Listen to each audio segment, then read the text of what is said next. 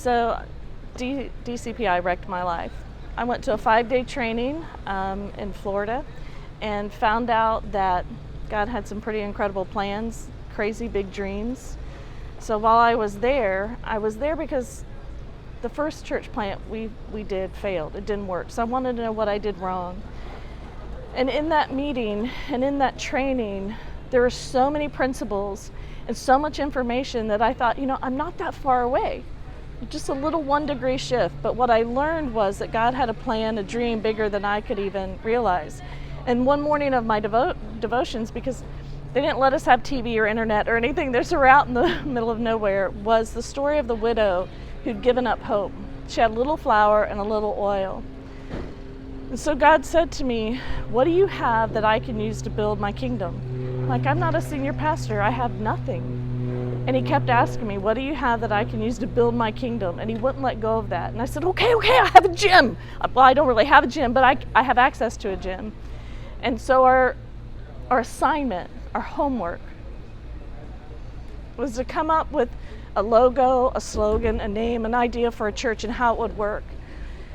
And so I found this cutout of a basketball in the shape of a cross.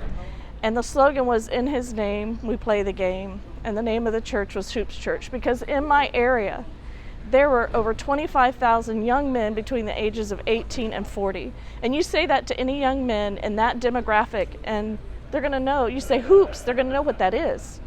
They don't know what Hoops Church is until they come. So we started Hoops Church. I shared it with the leaders. They took off and ran with it. And the first night, one kid got saved. Most influential person that could have ever gotten saved that first night. He was the best athlete. He had a college scholarship to go play basketball. And once men saw him get saved and his life change, they rushed towards it. So every week people were getting saved. Men were getting saved, and they were bringing their baby mamas or their wives or their girlfriends with babies. So we had a woman who said, I'll start a fitness program for the women who come. It didn't matter who they were. So they started devotions and exercise, and then the kids would come running around all over the place. So we decided, well, let's do a VBS style church ministry with them. So while the dads were playing basketball, we were singing songs, telling Bible stories, doing crafts, being crazy. And then when the dads went and had their worship time, the kids came out and played in the gym. And so at the end of the night or halfway through the night, everyone would kind of come together and go home, and we'd have prayer over them. But our leader in Hoops would say every single week, you ready to man up? He would give the gospel, are you ready to man up? And that was saying, are you ready to take a step publicly and say, I'm following Christ? Before he would even say the salvation prayer with them, he would say, okay, now I need a mentor. I need someone who will take responsibility for this new Christian. And there are literally guys who would say, I want him, wanting to be this kid's mentor. And on the platform or right on the court, they would exchange phone numbers. And so this Hoops member was responsible for this baby believer. And they would share Bible verses and stories, and they would talk to each other, man, I'm struggling with pornography. I'm struggling with this bitterness and hatred I have, and I'm struggling, whatever it was, they talked to each other. And they became a family, and then small groups evolved.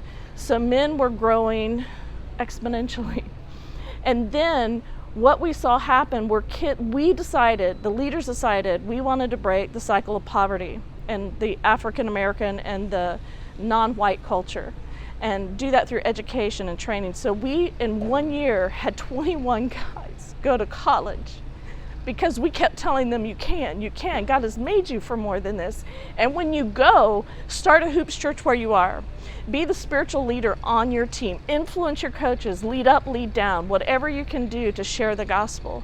And we would send care packages and notes. And these guys, when they would get a break, would come back and tell us all these incredible stories about what God has done. Guys that were living with their girlfriends said, this isn't right.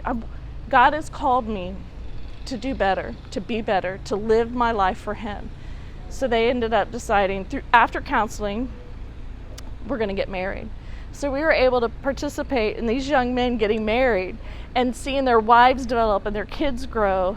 And I just want the word of the impossible to get out, that if God dreams a big dream in you, just don't say no. And the crazier it sounds and the bigger it sounds, it's probably more confirmation that it's God ordained. And just do it. Whether you have a park in your neighborhood, if you have a portable goal you can set out in your driveway or in your church parking lot, if you have access to a YMCA, a park, a gym, just start it. It's not really difficult. We have training coming that will be available on a Sports Church Network where people can just jump on and go, well, how do you organize teams? This is how we do it.